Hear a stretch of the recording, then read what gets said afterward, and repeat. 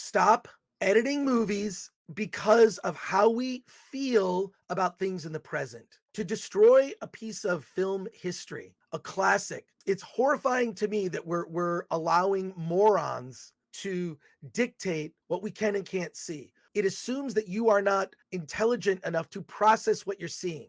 We are bowing to morons and idiots, adding a warning at the beginning of movies, having these land acknowledgments. It diminishes the conversation we should be having about film, but none of that should involve censoring films from the past. The Directors Guild of America, the Writers Guild of America, if they don't jump on this and they don't fully come out as anti-censorship, we are going to be destroying films from the past. Hold on to your physical media, folks, because I predict it's only going to get worse as we bow to idiots.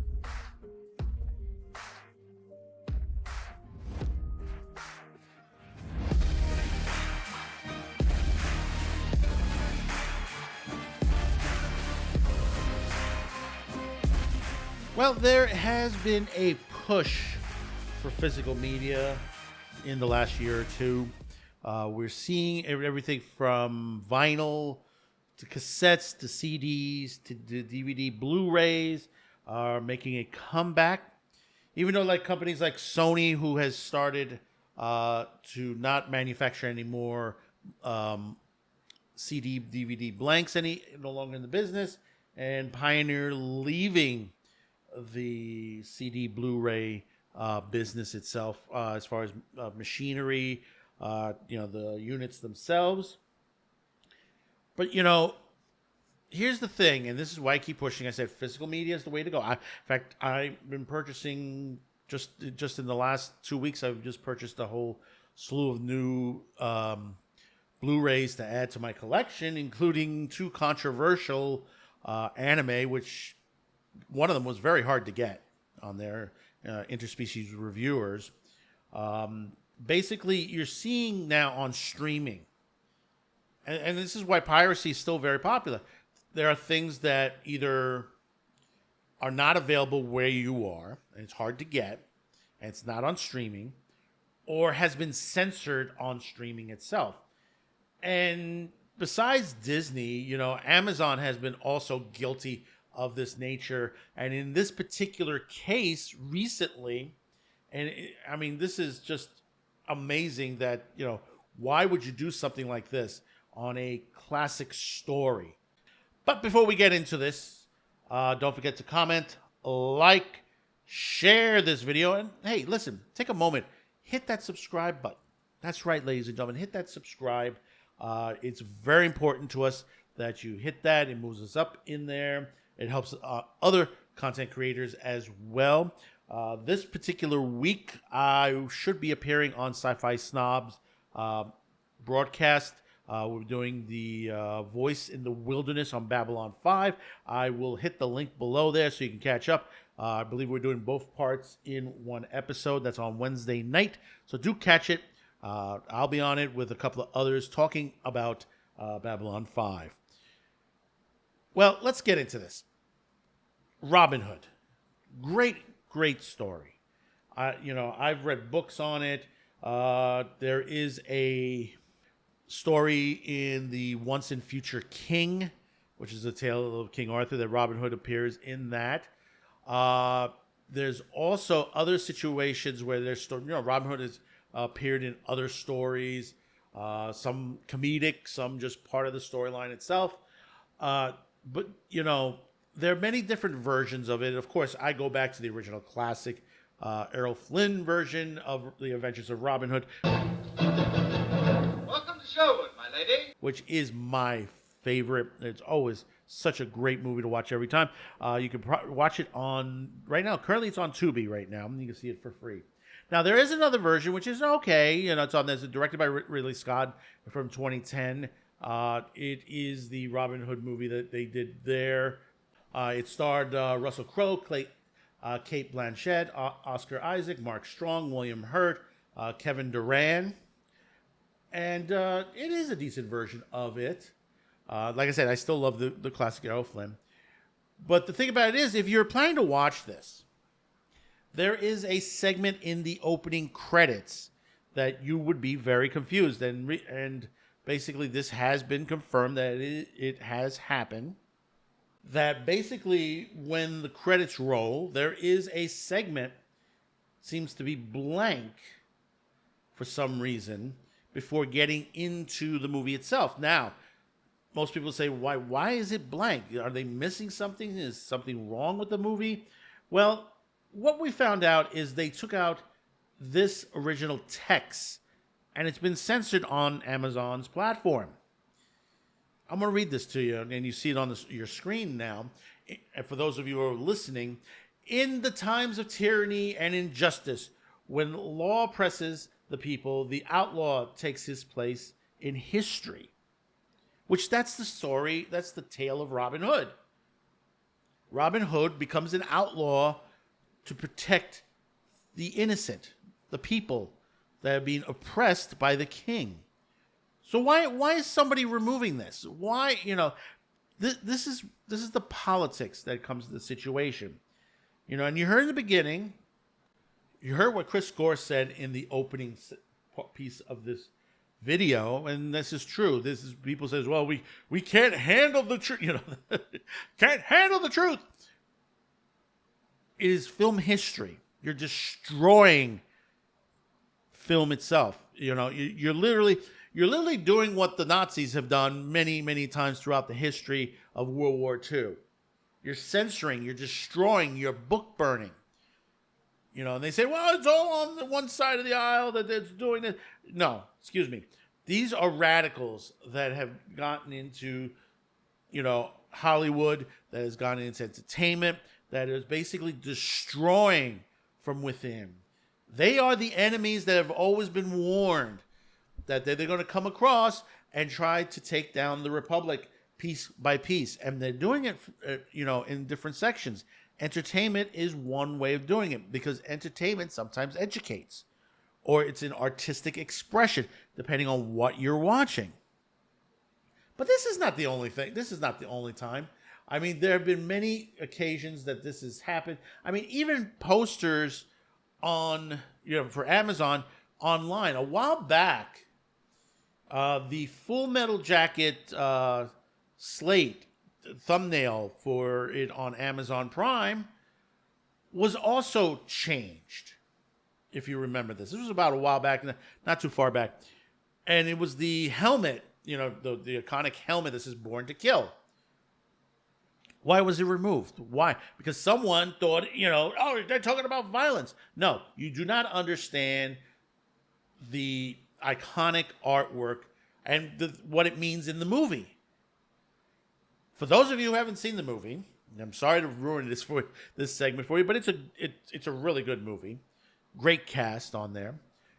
The character Private Joker, he has on his helmet "Born to Kill," and also he has a peace symbol on his helmet as well. I think it was a colonel or a general asks him, "What is your problem that you have "Born to Kill" and a peace symbol on there?" And he says, "It's a statement about the duality of man." Which is, it's perfect. That's what it's stating. The duality of man.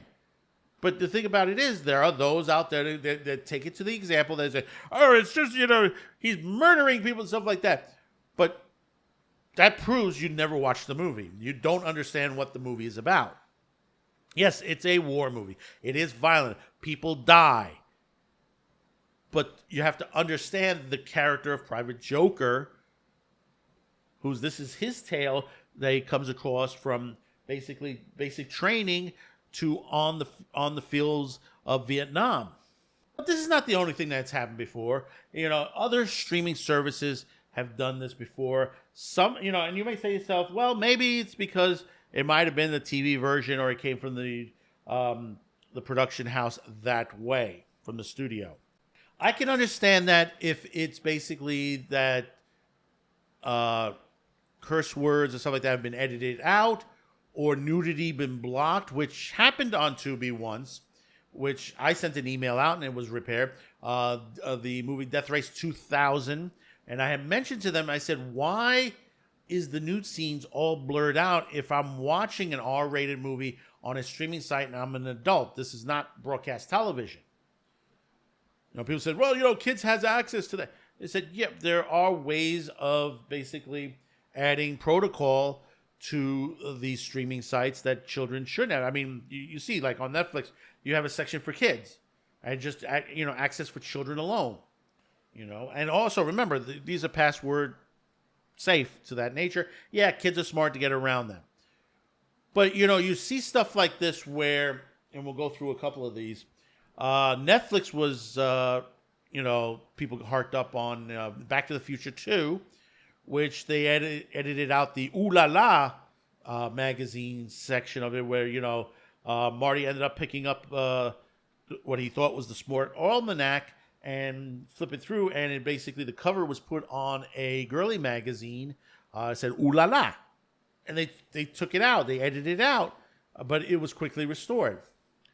Then, of course, the infamous Disney situation where Disney edited out one of their own movies. They CG'd out Daryl Hannah's butt from the movie Splash, which that's not so much of a big thing. It's a brief moment in the movie toward the end of the movie, which, basically, how many times have you seen Bart Simpson's butt or in Family Guy situation? I mean, it's not that much of a situation. It's not showing frontal. It's a, back nudity, which, it's a PG. At the time, it was a PG movie because this was in the theaters, which technically today, if it was released, would be PG-13.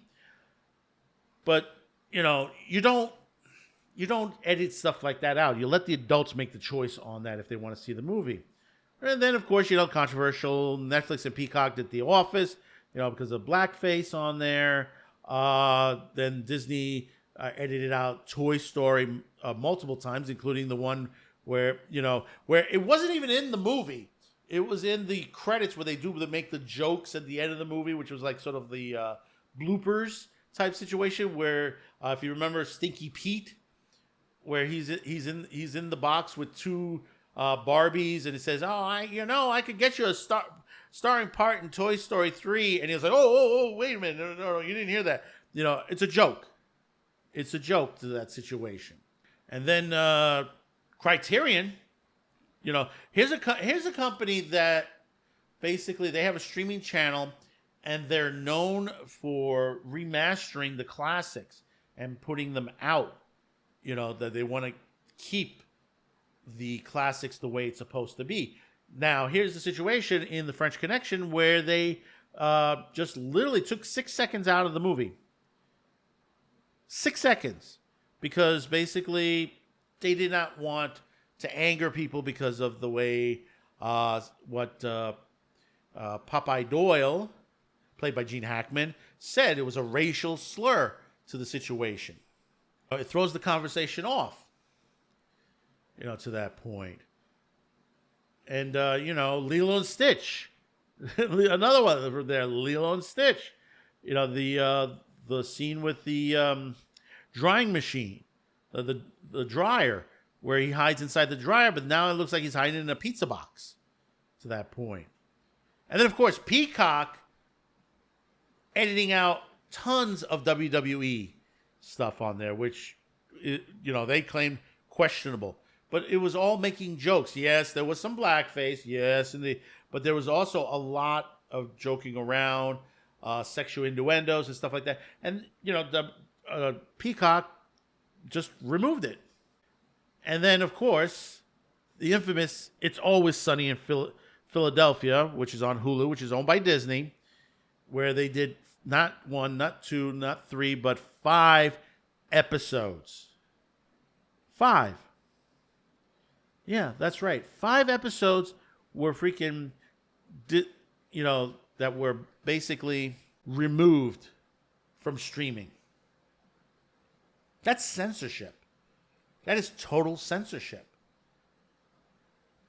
Who cares what some little pissant thinks about the story in one office somewhere in the company? If people want to see that episode, it's up to them. It's their choice.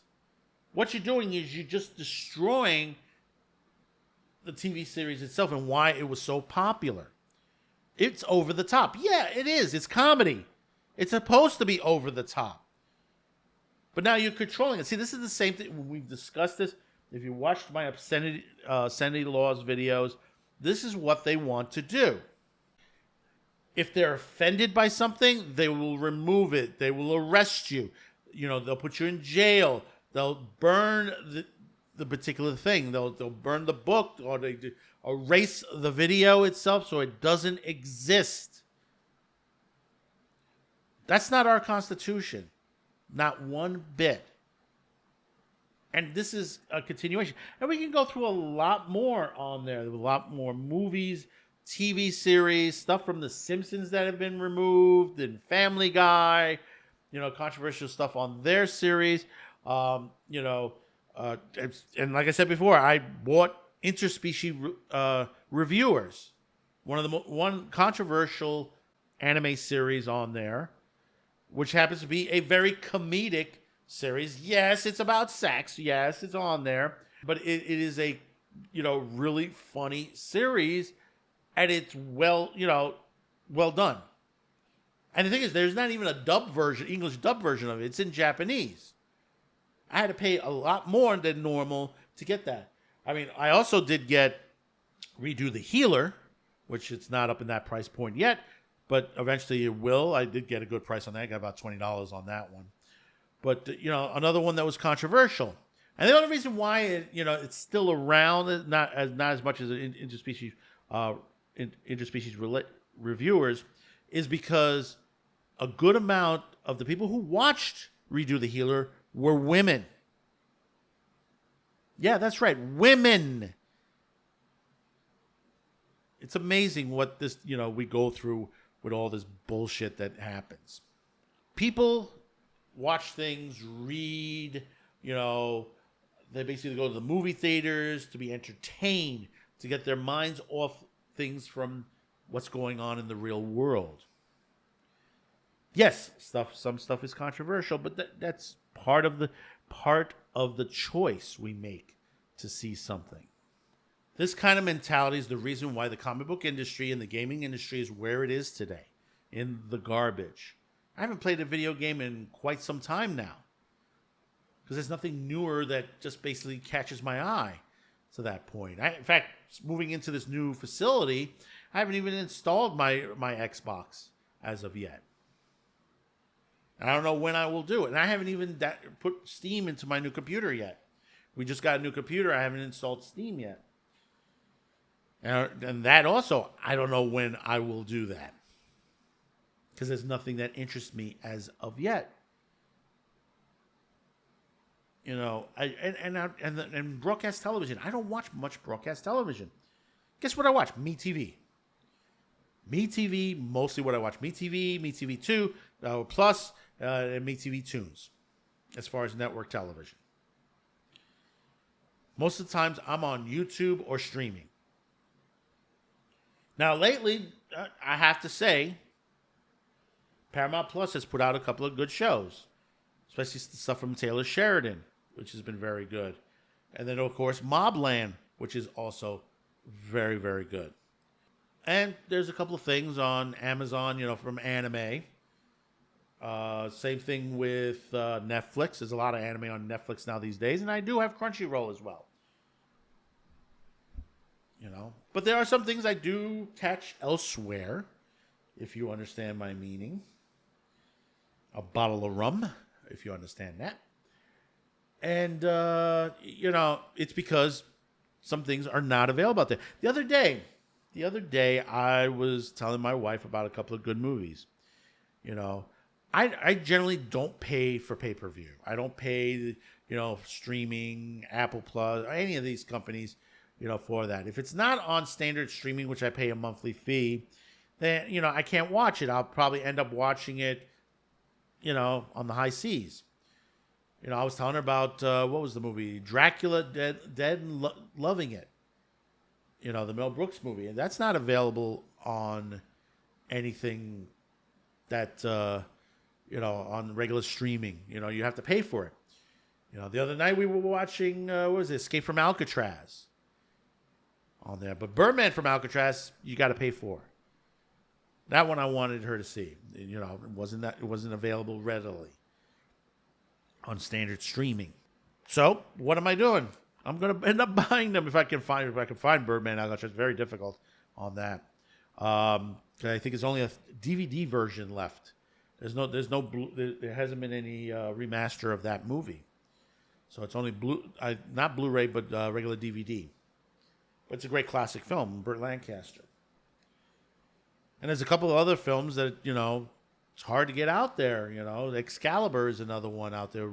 You can get it every once in a blue, it's on there, and then it disappears. And then there's some some stuff that I would like to watch, but, I'm not going to pay for another streaming site. Apple Plus. Why am I buying for Apple Plus from one show? No, not worth it. Not worth it at all. And this is a constant basis. This is the reason why, like I said, piracy is doing very well for itself. If they wanted to do a situation where they want to basically give the option to the consumer to give if they want to watch a TV version of the movie or the original R-rated, they can do that. It is possible. It's the same way with Japanese anime. You have the Japanese version, and then you have the English dub version. And it can be separated into two different files. There are some streaming sites like Tubi TV that does that. But when you're editing this out. You're taking away from the original, what the film was made to be. You're destroying the history.